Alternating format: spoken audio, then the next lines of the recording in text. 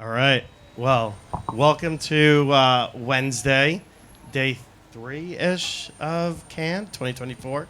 Hopefully, everybody had a great evening last night. Days filled with content, meetings, and excitement and new business opportunities. I'm Jeremy Haft, Chief Revenue Officer at Digital Remedy, and first and foremost, I want to thank Human for having all of us here today. We're here to talk about mastering the full potential of CTV advertising.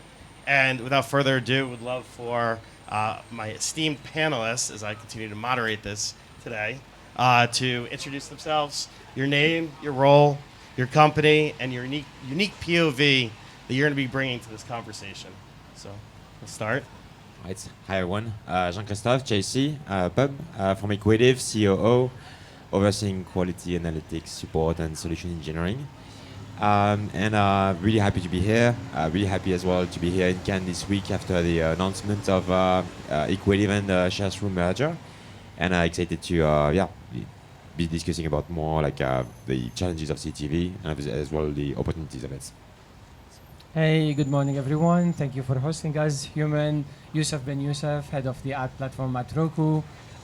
Super happy to participate here today, talk a little bit about the trends in CTV and how hopefully we can resolve issues with scale, fraud, and things like that. Good morning, everyone. Great to be here today. My name is Kristen Nook. I'm SVP of Sales at MadHive. My background has been in local media, starting on the traditional television side, hopping over to Hulu to launch their local efforts. Also was with YBY for a period of time at Roku, focusing on local, and now I'm at MadHive, which is an ad tech platform that really empowers local and CTV. So just wanted to give you my background so you know sort of where my perspective comes from on the topic. My name is David Dworin, and I lead our product organization at Freewheel. Prior to leading our product organization, I also led our trust and standards team, which included inventory quality. My unique perspective, Freewheel is really privileged. We work with a lot of the largest broadcasters around the world, and so we get to see this sort of convergence of linear TV and streaming and everything that's happening with some of the biggest players in there, and I hope to bring that perspective here as well. Thank you. Good morning. My name is Jay Bennick. I'm the General Manager of Media Security with Human. Been with the company for just about 11 years. Have had the pleasure of being able to watch and help protect the dawn and birth of CTV and video advertising to help protect it. And it's been an eye-opening and very much a learning experience. Awesome. Thanks, everybody. So let's set the scene, right? We know CTV is one of the fastest growing media channels. Dollars are continuing getting pumped into CTV on a daily basis. We know where money goes, bad actors go. But where is the money coming from, first and foremost? Is it coming from a digital capacity? Is it coming from linear? Is linear still here to stay? Is it going to go? What's it going to be? Let's find out all of this as we continue to talk with our panelists today. So actually, I'm going to open up the first question to David. How has the evolution from linear TV to CTV transform the advertising landscape, and what opportunities does this present for advertisers? Yeah. I joke when I first joined Freewheel, we had a presentation on what is OTT, which is like now what we're calling CTV, and it was like this brand new thing that nobody really knew what to do with, and now 5-6 years later, we're on this beach and everyone's talking about CTV. So it's been this incredibly fast transformation. And I think the things that we've talked about with CTV, which is I want to watch whatever content I want, wherever I want it, however I want it, on the device that I want it, through the services I want, we're really seeing that come to fruition. I think this is the year where about half of viewing on a TV is in linear and half of it is in streaming. We don't see linear going away anytime soon, but we definitely see those numbers really starting to shift, right? And streaming becoming the bigger part of viewing. The interesting thing that we're seeing and what we're excited about is all of the things that people loved about linear are happening in streaming. So the biggest live events are now coming to streaming. The Olympics, the NFL, hockey, soccer, football, they're all, football can mean two things when I use it here. Which one? Yeah, both. They're all coming to streaming. We're seeing that happen. We're seeing people view, linear-like feeds, because I think what we've realized, we always thought of as streaming as video on demand, but actually sometimes people just want to turn on a channel and see whatever's on and watch that, and we're seeing that experience come into streaming and really explode. And so, we're seeing, and the growth that's coming to it is coming from two different directions. So one of them is, as the content and the eyeballs move into streaming, we're seeing advertisers come from linear and want to get reach and want to get scale and streaming and reach audiences that they can't. We're also seeing that as things change in the open web and it becomes harder to advertise on other parts of the internet, streaming is actually a really attractive option for advertisers that have been spending a lot of money on Meta and within Google, and are looking for other channels, and it's a channel that they can get access to in addition. So it's a phenomenal time. It's been growing really rapidly, but I think we're also hitting an inflection point there. Awesome. Thanks, David. Anybody else want to add to that? I confirm everything that he was talking about. I think in general right now what we're seeing, like, definitely a shift in dollars coming from linear to streaming side. That doesn't mean that actually things are like being reduced overall. Meaning the gross number of dollars going through the platforms is still like super high. What is interesting actually is within the agencies who is actually buying on CTV.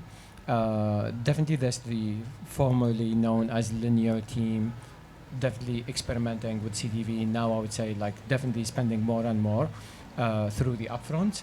And then you also have like the traditional digital guys who are used to video and now like pushing a little bit and trying to understand how CTV works. The expectations of both teams are super different.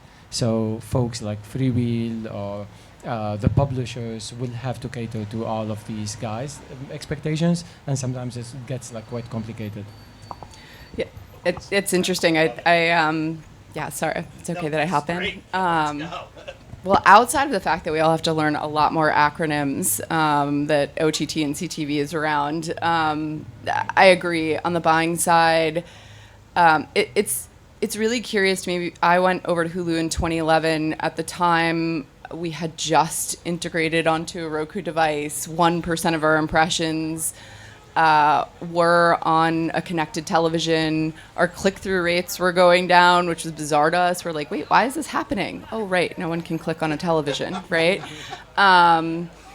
At the time, though, the medium that we were selling was like TV, but it was like digital, and we would talk to both of those teams. And we're now sitting in 2024, and the challenges of which team should purchase it or what should it fit into still exist today. But I believe it's gotten even more complex, right? Because it's not only TV versus digital, and how is that planned and then executed, but we now have programmatic teams that are sort of coming into the mix. So, and to Youssef's point, each one of those teams typically have different KPIs, different ways that they're looking at the medium. So it's certainly a lot more fun. There's a lot more opportunities and levers that teams can pull, and opportunities that vendors can sell, and measurement that teams can kind of provide. But at 2011, I thought we would have that standardization, and it just seems like we're actually getting even more complex and trying to figure it out from that perspective. And just to add a small point as well, I'm mindful of how difficult it is to be an agency right now in 2024, because they have to, they had teams that were potentially split between direct and programmatic, and so that's shifting on audience video. The ability to target individuals on video is like we're moving from GRPs to individual targeting, but as well at the same time on web we have cookie deprecation, and so they have to reinvent literally the entire organization and how they purchase and how they structure their teams and how they track metrics, and so it's really a tough time, and as I guess platforms we're trying to help out, and because like sometimes we're better equipped to see those shifts and trying to provide solutions. But it's still a very tough time to be an agency in 2024. Yeah, no, it's interesting. Yesterday, I was listening to a CTV panel specifically around measurement and attribution and standardization around there. And you talk about where the dollars are flowing through, right? Some are linear dollars, so are those treated as upper funnel? Are digital dollars getting moved over to CTV? Are those more performance based, right? Those are not. That's apples and oranges right there when you're looking at the funnel. What do you all see? Timeout. Where do you all see standardization going from a measurement perspective in the CTV ecosystem? I can try and answer that. So this definitely, as Christian was mentioning, a lot of changes in terms of measurement happening recently. I would say you have two camps. You have the legacy measurement companies like the Nielsen's and the Comscores, and they have the new guys coming in trying to displace them, the iSpars, the video amps, and such. So number one, the expectations, as I mentioned earlier, from the buy side in terms of measuring what's going on in the CTV changed a little bit. We went from like traditional GRPs, age demo kind of reporting to measuring outcomes. Now that's awesome and fun and definitely cute, but what does it mean? Like literally measuring outcomes, like everyone talks about it, but there's no clear definitions. And the outcomes will differ depending on the brand, depending on the agency, etc. From a platform perspective, and I was talking to our friends at Freewheel about this yesterday, from a platform perspective, what we have noticed is that, number one, the data that these measurement companies are using is definitely not the right data, or at least it's not complete. So that impacts the outcomes and then impacts the results in general. We're trying to work with these companies to fix that to a certain extent. And then number two, standardization. I don't believe there is a forum today for all of these companies to come together and like define exactly what they want to show to the buy side, either on the buy side or on the supply side. So I feel like that's like a gap. Hopefully the IB or another organization can help, at least bring people together and resolve. Yeah, I agree with Youssef that companies need to come together, but I also want to take a little bit of a different perspective on the measurement challenge and what we've all been debating and talking about at conferences for at least a couple of years now. There's such a focus on outcomes. And I'd like to commend the national marketplace for starting to keep up with local. And what do I mean by that? It's quite simply, I've been in local media for the entirety of my career. The reality is local advertisers know if their media is working. And they're measuring that by, did I sell a car? Did people come into my retail store? Did I sell as many subs this week as last week? And how does that correlate or relate to my media plan? When I was on the local TV side, I had a furniture retailer client that would correlate how many couches and sofas am I selling depending on how many rating points that I have in market, right? So again, I do believe that national is sort of afforded the opportunity for some of these new measurement companies to say, okay, what does the foot traffic look like? How does that correlate to my CRM? How are people purchasing? What was the click-through rate? So it is an exciting time, but the reality is companies are going to spend media if they're working and their business is thriving. So we all have to get together and sort of agree on, okay, what is the standardization and how do we want to do this and all of those things. But again, a huge opportunity out there for correlating those new metrics back to the end advertiser and business. I'll just add on that. I think there's this assumption that TV has always been a brand building medium. And the truth is that's the part of TV that was like bought in the upfronts, but TV has always been across the full funnel. If you watch TV now and if you watch TV before, there's always been a direct response component. And the fact that you tracked your conversions through an 800 number instead of tracking it through a website pixel doesn't mean you weren't tracking conversions on the medium. And so we've always had this idea of full funnel television, even as we talked about it as a brand medium. in part because it was so effective and still is so effective for building a brand, because nothing else lets you tell a story, a 30-second story, at pretty incredible scale relatively quickly. And so it's incredibly powerful brands, but it works lower in the funnel.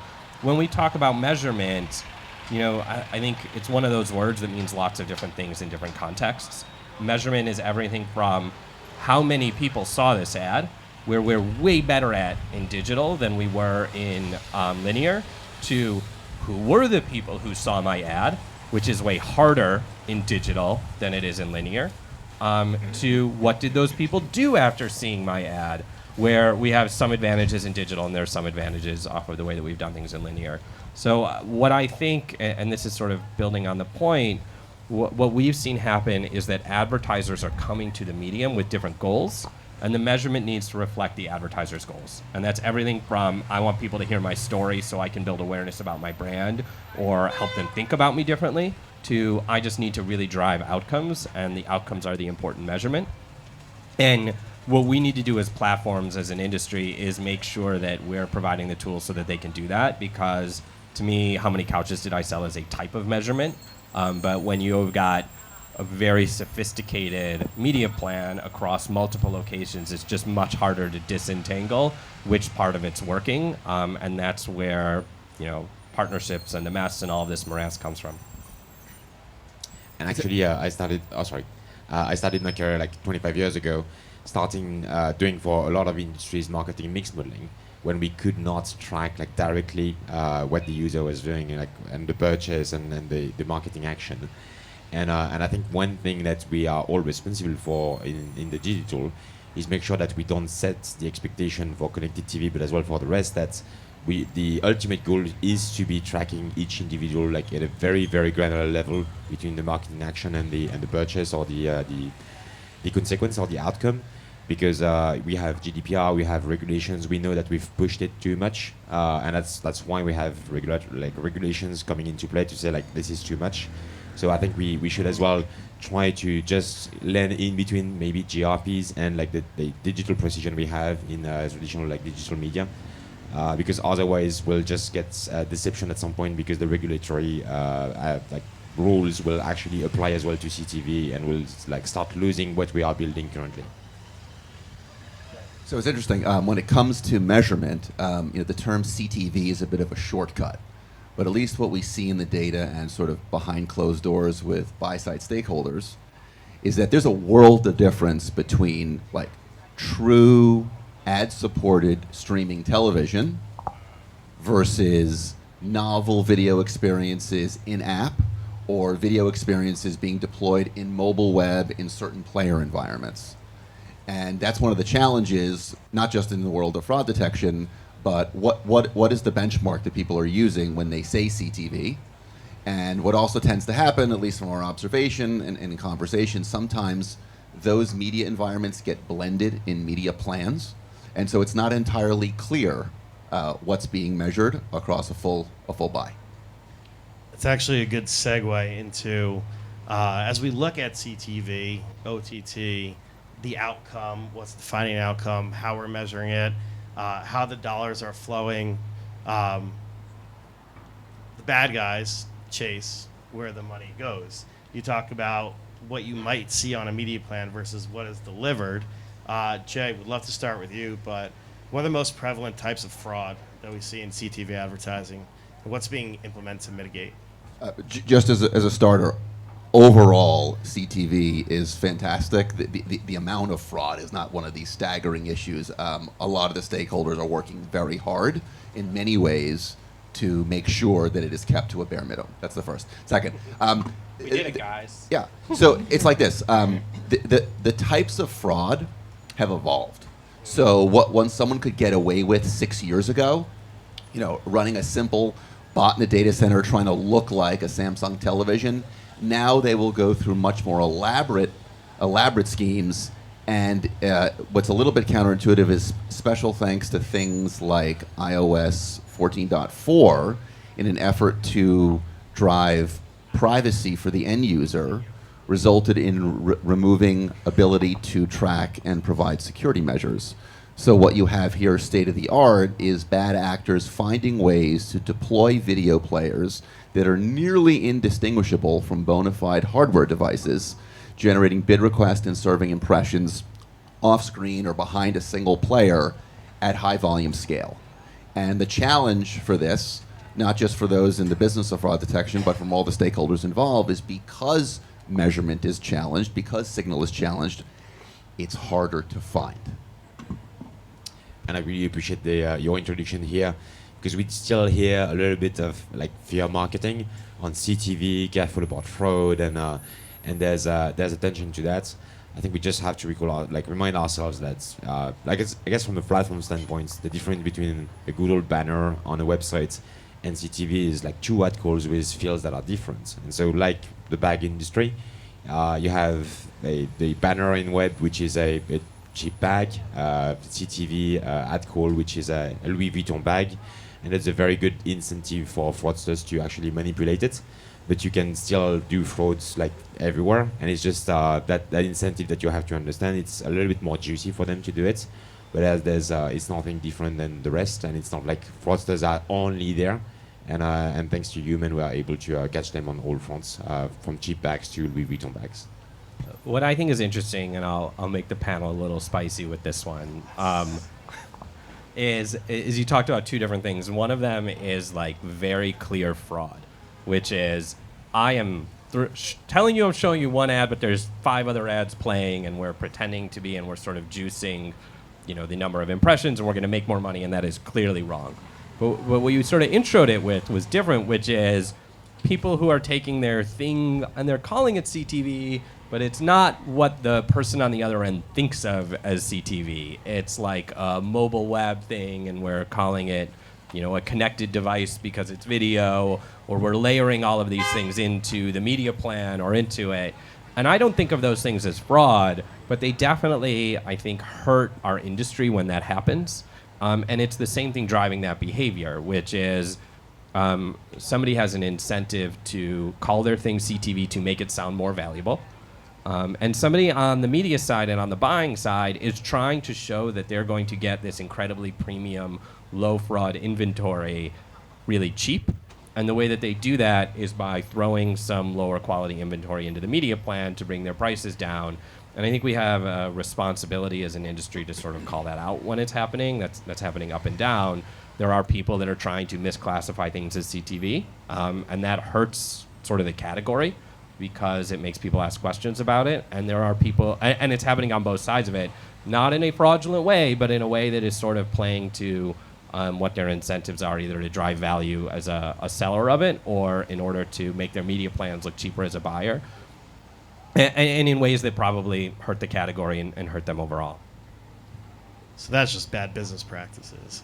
And hopefully those folks get called out so that it doesn't devalue what we're trying to do to up-level the CTV ecosystem across the board. One of the things as we continue to look at outcomes and getting closer to what the definition of an outcome is, because as we said, it's different for everybody. It could be a cheaper CPM, or it could be, did I sell more subs this week, right? Identity is one of the pieces that I think are going to help us get closer to actually delivering the right content to the right person on the right device. Would love to understand how you folks are seeing identity play into your ecosystem within the CTV world. Maybe JC? Yeah. Take that? And I think you mentioned it's the outcomes on a big screen is actually, even if there's a lot of innovation like with QR codes, with apps, like with specific like just innovative like formats and ways to track it. The best way to get, I guess, a confirmed outcome is still to as well ensure that you can identify the user on a device that is easier to track outcomes than a TV, because as you mentioned, we don't click on a TV. And even if you have like QR codes, it's still not widely used, and the easier way to track conversion is still on a desktop or on a mobile. So, very interesting topic, definitely for this time of year. And sometimes it can get controversial. At Roku, from a platform perspective as well as a publisher perspective, we use obviously identity for almost 90+% of all inventory that we sell. We have first-party relationship as the owners of the hardware and the operating system. Every Roku user has to enter their information. We leverage that to target that user and definitely provide them with the best user experience possible. What is actually different this year is that we saw the technologies that allow us to exchange our identity information with different partners evolve. We see like more and more usage of data clean rooms, which is really cool. So any kind of issues around privacy, sending emails, etc., to other parties, kind of reduced a little bit. We have like a decent now privacy compliant way to exchange with the buy side, with different partners, and allow them basically to do everything from planning to targeting to measurement in a safe way and much more accurate way and cheaper way actually. So all of those things are like really good things. Now there are also situations where we don't want different actors to piggyback on the identity topic to basically collect as much data as possible just for the benefit of one player in the industry because as you mentioned earlier, I think it hurts the whole ecosystem, right? So we want to make sure that like whoever owns the relationship with the end user continues to manage that relationship and is able to activate it as they see fit and based on whatever they promised that customer, how they're going to use their data. But overall, I think we're moving in the right direction. We see less and less leveraging of IP addresses or any kind of probabilistic kind of identifiers. Overall, I think this will help the industry with a lot of things. Definitely the quality of the ads being shown to the end users will improve and the whole experience consequently. Yeah, I couldn't agree more. Identity is core to how we're doing business today, how buyers and advertisers and agencies are putting together their media plans to then get to those outcomes. So, identity is central to all of these metrics and all of the conversations on outcomes. And then to Youssef's point, we have to figure out how to do it in a privacy compliant way, right? So how are we identifying the user, but again, not on an individual basis and sort of an aggregated, anonymized basis. So huge topic. Without identity, we don't have any of these other measurement or targeting tactics. What I think is fascinating in CTV is that everyone's talking about the death of the cookie, and we've never had them. And so we haven't had to worry about it. And we're actually really privileged in the publishers that we work with. Many of them have first-party identity information. So you sign up for a service, you give them an email, maybe a billing address, and they're able to use that for advertising because you signed up for an ad-supported service. And it's explicitly laid out in the terms, but also sort of understood that if you're going to get ads, you're getting ads. And there's a value trade-off there. Sometimes the identity information doesn't live with the publisher, and so what we've been focusing on is how to connect people who have identity information, how people who have media, and people who have audience information, and then buyers and their objectives, and how do we shrink the distance between them and give them a safe way to transact on those things without having to pass a lot of personal information publicly. So we're focused on our identity network, which is a way that we can bring advertiser first-party data, publisher first-party data, or distributor first-party data closer together and allow them to build audiences on top of it. And we think that's sort of a solution that CTV is uniquely capable of executing against because we have a very high number of authenticated users, which is really different than the open web. And we've got really sort of a high level of sophistication. And once we're able to tie that loop together, where we can take your identity, we can layer on an audience, and we can measure it on the other end, it creates this perfect ecosystem for CTV where you're actually able to do the full marketing funnel at scale, delivering better outcomes for advertisers, better yield for publishers, and better experiences for the viewer who actually sees something relevant to them. Please. And just a quick addition, because you I guess oppose like when the data lives with the publisher and when it lives with like the distribution or like the platforms. One thing as well as we've identified across the region is that even when the data lives with the publisher, There are still some markets where publishers are a little bit more clueless on what to do with the data, to a point where sometimes they are actually saying like they will sell their data, which sounds like absolutely outrageous in ad tech. Like you don't sell your data when you have clean rooms, when you have ways to share it and leverage it without actually giving it away. But it's especially in Europe markets, we see a little bit less knowledge about what to do with it than in Americas, especially in North America. So it's actually really as well interesting times to not only provide solutions, but as well really educate the market and bring some maybe companies that are a little bit lagging behind on what they should do with their data and how to transform their business model into something that is more valuable for them. Well, additionally, identity and the challenges around identity are actually bringing us back to television's core, which is contextual targeting, show targeting, right? It's there's other ways to reach people, and it's fun to see. It's what was old is sort of new again. So just wanted to add on that point. Sorry, that's great. It's definitely interesting as we look at how we're looking at identity, how we're looking at outcomes. One of the things that we really want to focus on is how do we now get the dollars we talked about from the advertisers into the publishers as quick as possible.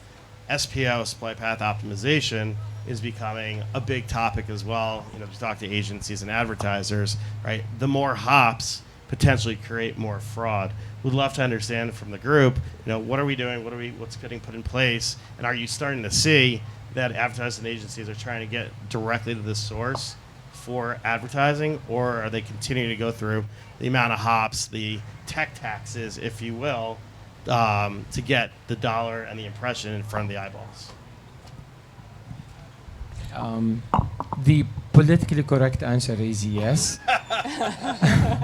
Now tell me how you really feel. But since we are at the human panel, so we should actually talk about facts. I think on the buy side, the most important element of the equation is money. So if they can pay less, definitely they will follow that path, right? Fraud, I think, is important, but definitely is not number one. If they will follow SPO paths, definitely that's not just because of fraud.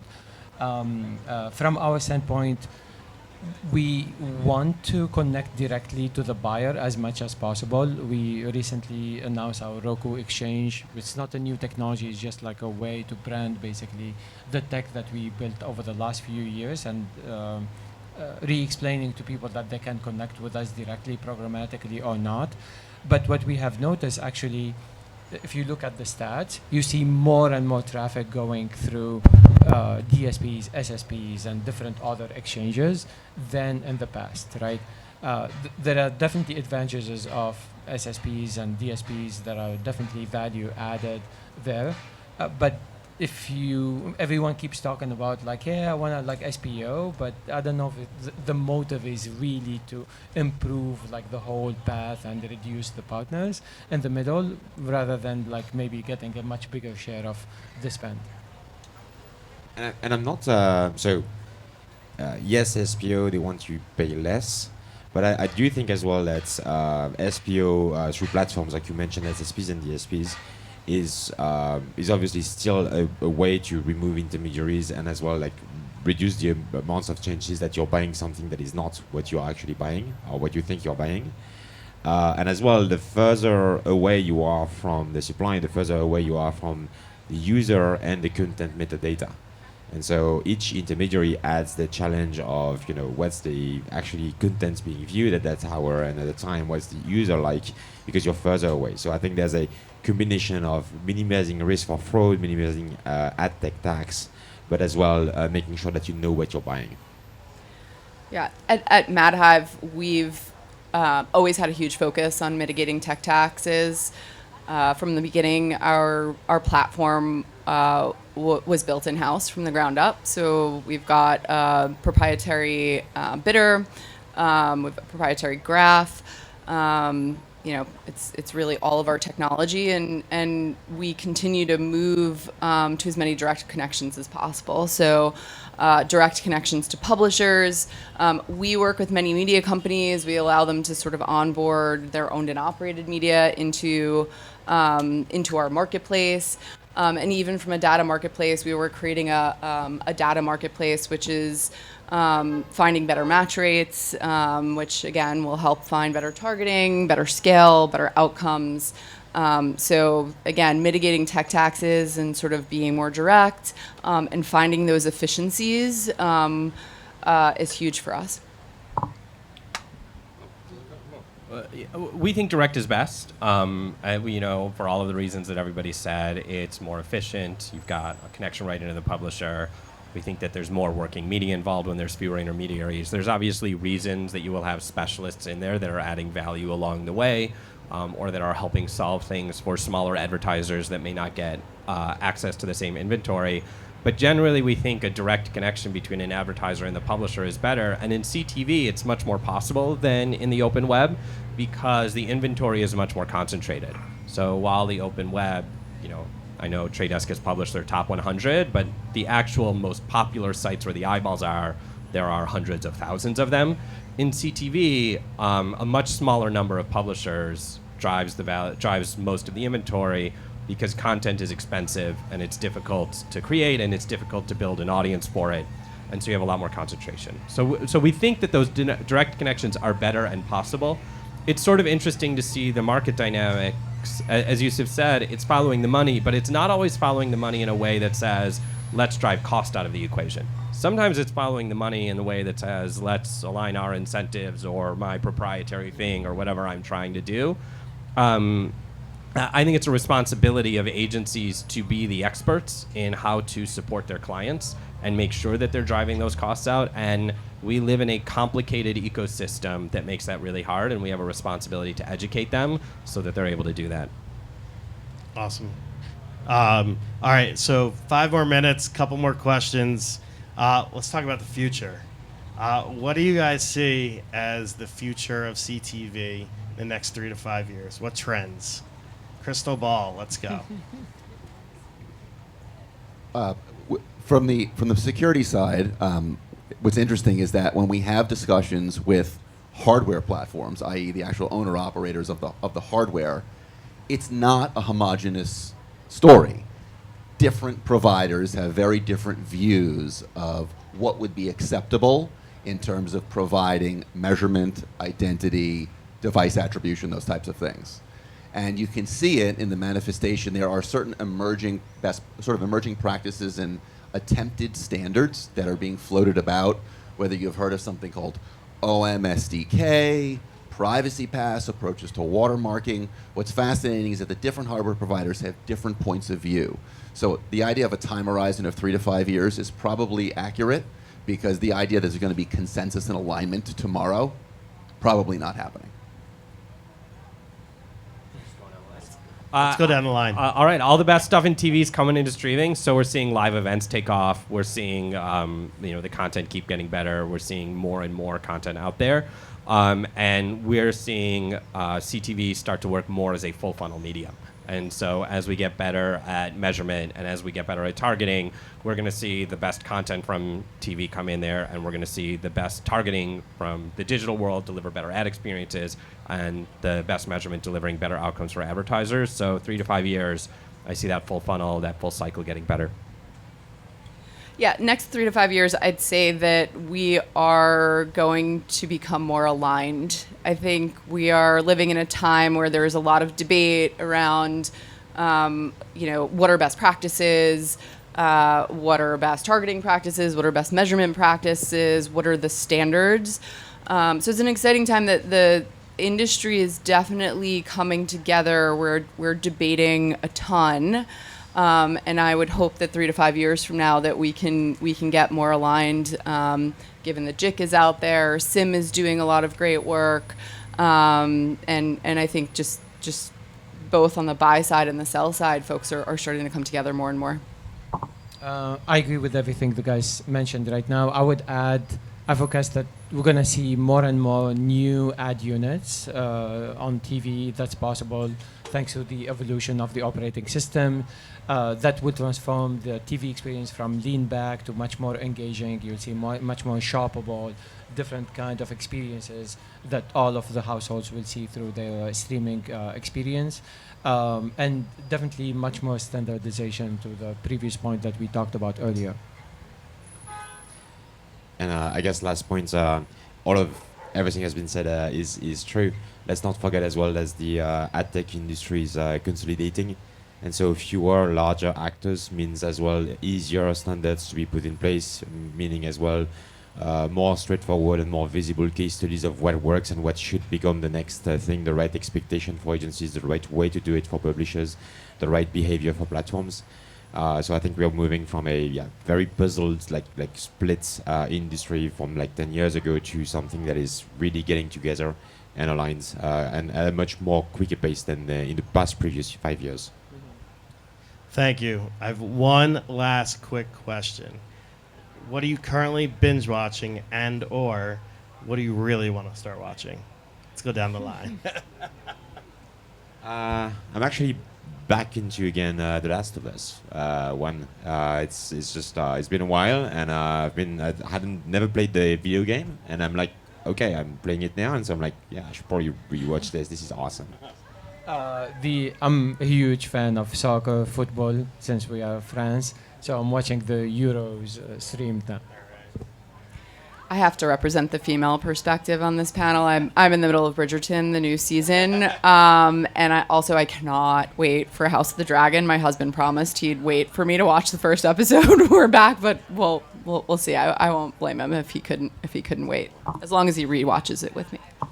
So the reason I used to come to Europe was because they had seasons of Better Call Saul before we got them on Netflix in the U.S. But now I'm all caught up on that, and I thought I wouldn't have an answer. But I've been watching Harley Quinn on Max, which is sort of niche, but really enjoying it. I've been enjoying the noir thrilling of Tokyo Vice. Well, I think that concludes our panel. I want to thank everybody for attending. Panelists, thank you so much. Thank JC, you. Thank Thank you, Great. Jeremy. Thank David you, and Human.